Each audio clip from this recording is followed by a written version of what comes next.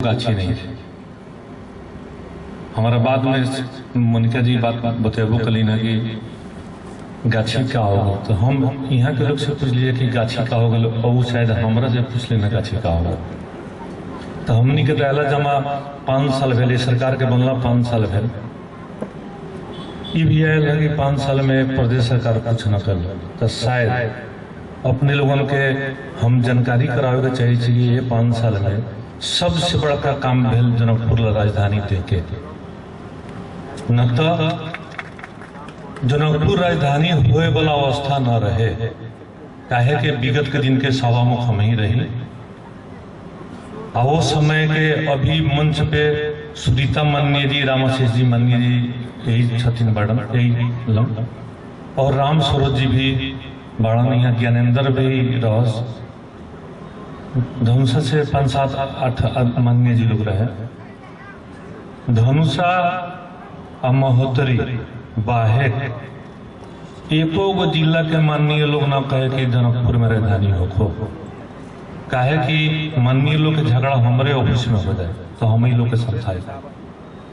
काहे कि यहाँ महंगाई बहुत बा, ये लोग सामने बैठे पूछला से हुई कि यहाँ के व्यापारी लोग बहुत ठगल,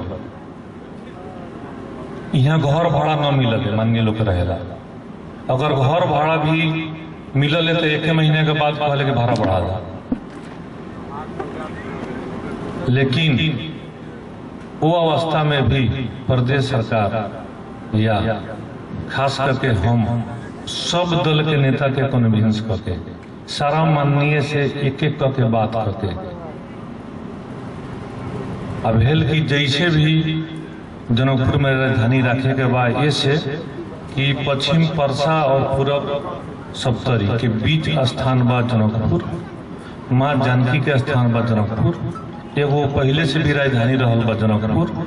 ओसे जनकपुर में हमनी के राजधानी रखे के पड़ी। अगर हमनी राजधानी नहीं रखे तो ऐसे भी देश में संघीयता चाहे वाला लोग के बहुत कम बा। यह एगो ऐसा प्रदेश बा यहाँ के प्रत्येक जनता के मन में कुट कुट के भरल बा कि संघीयता होए के चाहिए, और केहू के दल के केंद्र के नेता के इशारा कहीं हो, लेकिन अंदर से सब दल के नेता लोग के भावना रहे कि नाम भी मध्य प्रदेश पे के चाहिए, लेकिन वो लोग के कुछ मजबूरी रहे केंद्र के चलते।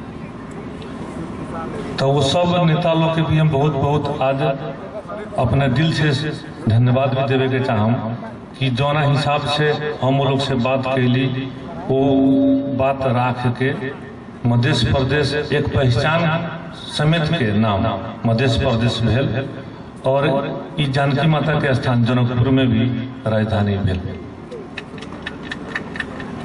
ये अगर प्रयास हम ना करती तो दोनों में एको गुना होकर 100% सत्य बा।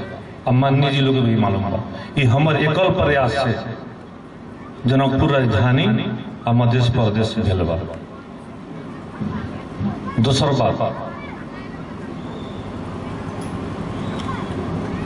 इससे पहले का सरकार कुछ न कहलक लोग कहल, इससे पहले सरकार भी बहुत कुछ कहलक। शुरू में तो अपन टेबल कुर्सी कीन के जिनकी बच्चा नर्सरी में ABCD पढ़ ले वहां से स्टार्ट कर प्रदेश सरकार। लेकिन संघीयता विरोधी लोग के हरकत के चलते बहुत काम में अब ठहरा भी गया। स्वच्छता अभियान के बात आयल, हम मोनिका जी कलीना स्वच्छता अभियान में बहुत भ्रष्टाचारी भेल। मुख्यमंत्री के जो योजना रहे स्वच्छता अभियान वो बहुत बढ़िया ही योजना रहे। जैसे गिट्टी बालू यहाँ गिरल बा, फुटबॉल नहीं खेल, तो ये सब स्वच्छता अभियान के महत्व में परी के ठीक करेला, सुंदरीकरण स्वच्छता अभियान। मुख्यमंत्री नीति लेलन स्वच्छता अभियान के सौंदर्यीकरण के, उनकर एक सारा फाइल मंगवा के हम देख ली। बजट विनियोजन काम बा सरकार के कह देवे के। यहाँ हमने के पूर्व मंत्री जी भी बड़ी मन कर सब जानकारी बा, सरकार के काम बा, मंत्री के काम बा, कौन योजना ले देवे के, ओकर करवन में तो कर्मचारी न लगे, मंत्री तो ना लगे। वैसे ही भेल स्वच्छता अभियान योजना डीपीआर से भेल काम के टेंडर निकलक, पेशगी लेलक, ठेकेदार काम कैलक, बीच में कर्मचारी कागज निकाल के भागल काठमांडू। अब कर देवा मुख्यमंत्री कहाँ से आप बिहान हम भी मुख्यमंत्री बड़ी यहाँ मंत्री लोग बा कौन योजना में ले आए। तो वो से हम ये कहम कि संघ सरकार निजामती एन के संयोजन कर दो, प्रहरी संयोजन कर दो, 24 घंटा के भीतर ये प्रदेश में न एक अनियमितता हुई, न कहीं भ्रष्टाचारी हुई, या न कहीं कोनो अपराध हुई, ओकर गारंटी हम। लेकिन संघ सरकार के भी नियत ठीक होए के पड़ल। संघ सरकार भी वैसन के काम करे बा 5 साल कि प्रदेश बदनाम हो। हमनी ओकरे बात में और लाग के काम कम आ प्रचार बेसी हमनी करी। तो से हमारा अनुरोध बा कि कम से कम सरकार के भी सहयोग करे के पड़े। समन्वय के बात आयल है,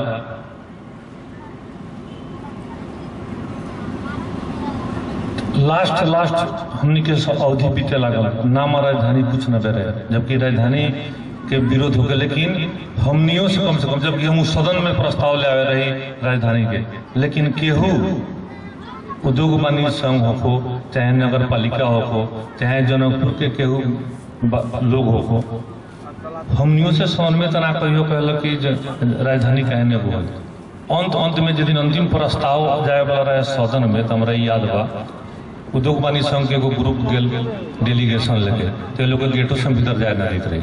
हम कहले कि अब तो हम जनकपुर राजधानी ले वही वाला बड़ी लोग कहला झूठ मूठ गल बात लेके। लेकिन एक आदमी कहला कि ना तिया उन लोग से भेंट कर लिया, तो वो लोग से भेंट कर ली। हमारा मालूम रहे कि राजधानी गड़बड़ावे के भी षड्यंत्र है उस समय। तो पत्रकार लोग के भी गेट पर हम लोग थे, हम कहले कि ये लोग जहाँ घुसल जहाँ राजधानी के, तो हम रही राजधानी बनावे के पक्ष में यहाँ, अब पत्रकार लोग गेट पर कैमरा भुइया में जगह हमारे विरोध में लागल। तो बाद में हम निकल के कहबो कली राजधानी के चलते तो निकल रोकले रही है, तब लोग तिया फुसिल होके आए। हाँ, समन्वय के बाद आयल हमने के मनोज मेयर साहब कहल हमारा मुख्यमंत्री बनला जमा 20 दिन भी ना भरे, फिर भी 2 बेर उनको से समन्वय कल बड़ी की जनकपुर के विकास की नहीं हो। हम मेयर साहब से भी प्रतिबद्धता भी जाहिर कहले बड़ी कि जनकपुर जिंगी राजधानी बा, वो लिखा है 1 साल के अंदर में राजधानी बनावे के हिसाब से हम भी बजट विनियोजन करम, अपने भी बजट लगाम, अब मिल के जनकपुर के अच्छा हमने विकास करके दिखाओ। एसपी साहब भी यही लंगवाड़, एसपी साहब से भी, डीआईजी साहब से भी हम 3 बेर समन्वय कल बड़ी की यहाँ के शांति व्यवस्था से लेके, गाड़ी व्यवस्थापन से लेके, पार्किंग से लेके, तो जनकपुर के अच्छा से अच्छा केंद्र बनावल जो विकास से लेके हर चीज में सरकार एकदम पूरा प्रतिबद्ध बा।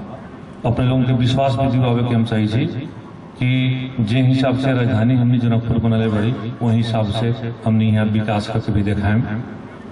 और हमारा व्यापारी लोग से भी अनुरोध बा, बहुत बड़ा का अनुरोध, कि केहू कहलक है कि 2 बजे बोनी हो खले, तो का है जनकपुर के लोग भीठा मोड़ के दुकान में भीड़ कर दो। भीठा मोड़ में जाए तो खाली जनकपुरी के लोग मिली दुकान में, तो जनकपुर में काहे ना, आखिर कुछ कमजोरी हुई तब न। काठमांडू से लोग आवल है तो जानकी माता को दर्शन करी, लेकिन रही कहाँ वर्दी भाषा है, ऊपर भी अपने लोगों ने विचार कर, हमारा बात के तकलीफ ना कर, कहे कि हमारा सांस बोले के आदत है, उससे बेसी लोग हमारे से रुष्ट रहो, तो उससे भी अपने लोगों ने ध्यान दें। सरकार के काम बा व्यापारी लोग सहयोग करे के, लेकिन सरकार के काम बा गरीब जनता के भी सहयोग करे के। अपने ठीक काम करम तो सहयोग करी, जनता के ठगम तो सरकारी कार्रवाई करी, ये बात के भी मान के चले गए। अपने के सहयोग करेला पूरा तैयार बा प्रदेश सरकार का, पूरा सहयोग करी, लेकिन जवान प्रवृत्ति बा यहाँ वो पर भी अपन लोगों के ध्यान दे। हमारा बात के बुरा लागल हुई और बुरा लागल हुई तो बोला सॉरी भी कहम, लेकिन ऊपर अपने लोगों के विशेष ध्यान दें। जनकपुर में लोग सामान खरीदे से हिचकले या काहे हिचकले अपने लोग जान। यह दो शब्द कही हम अपन शब्द के विराम ले धन्यवाद।